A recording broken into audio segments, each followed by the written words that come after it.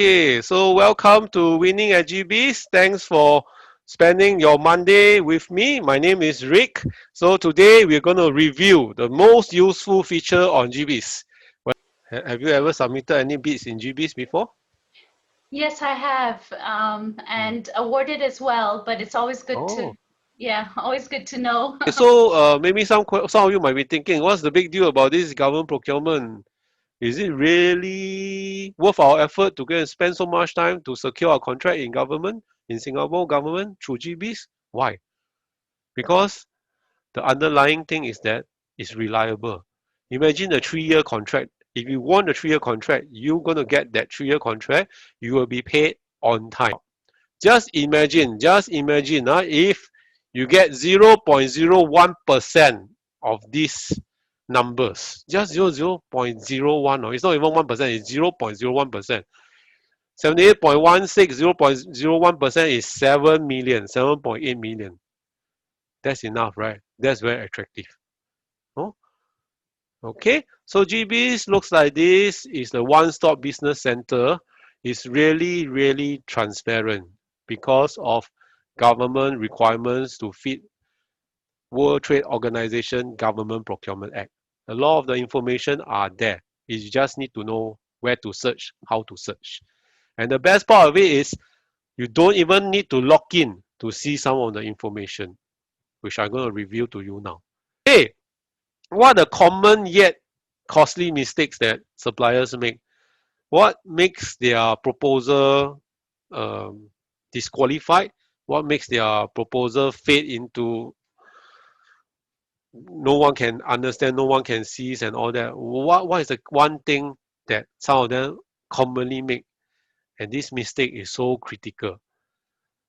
There are many. So if you come to my class, I can talk to you about the mistakes for the one whole day until you're like sick of mistakes. But let's concentrate on two common ones that always happen for this. Is there a peak season for tenders in training or in general? Very good question, Jackie. There is a peak period. There is a lull period. Okay, let's talk about lull period. In December, no one is around. No one is around before COVID. I'm not talking about before COVID, before the new norm. No one is around because everyone is on holiday. No one is around because no bosses are around to approve the budgets, approve the money to spend. Is there a peak? Is there a peak season for tenders, for quotation? In a way, yes. If you look at a trend, right? If you look at March, March, what will happen in March? March is the year end for government expenditure, right? In year end, if they do not spend enough to hit their budget utilization, uh, then they might spend. At near the year end, they realize they do have some money to spend, they will spend, be it for team building, be it for training. So some of them term this the budget buffet period. Budget buffet. Easy to remember, right? Budget buffet. March. Doesn't happen all the time, but there's a general trend. General. That's their guideline. Okay, so I have one case, right? So it Mm, was supposed to be a creative tender, as in there's a whole put in your creative concept, blah blah blah blah blah. And then in the end, when you look at the company who won it, right? You look at them, they mm, do kind of web analytics. I mean, I don't mm, know, like if you go to the website, you kind of go, they don't even do creative work. How does that work, right? mm, So you kind mm. of a bit of a question mark. So something like that, is that something we can go back and ask? Because so far I didn't know whether I could ask, so I never went back. Oh, But like yes. you, okay, Definitely, you can ask, and you should ask. okay, If okay, you have a right to ask, they have a duty to respond, but how they respond, it depends on the individual. Okay, did I answer your question, Kiati? I hope so.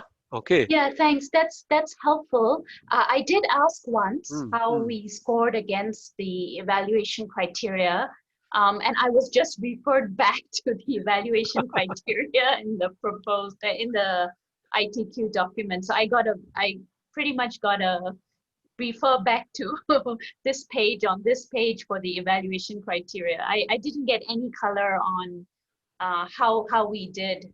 in relation to it.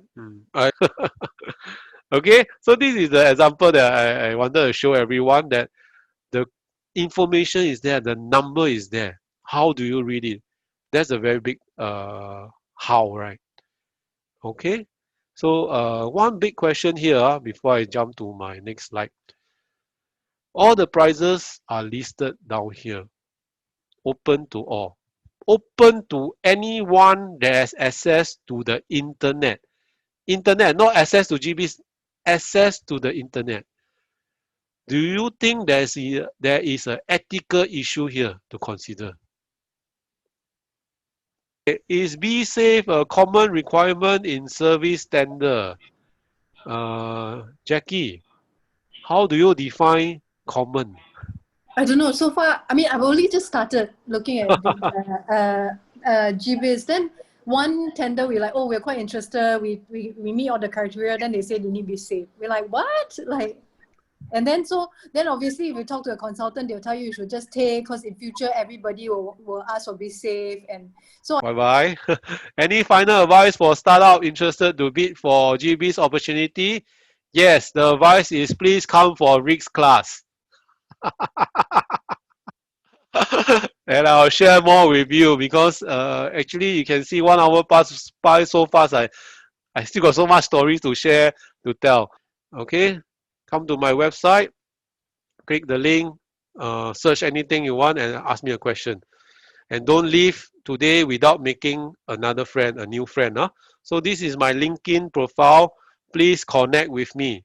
No charges, free, can talk, can connect. If you are bored, you want to talk about procurement, I can talk to you about procurement for hours and hours and hours. It is fun. Procurement is really fun. You can see the passion in my eyes now.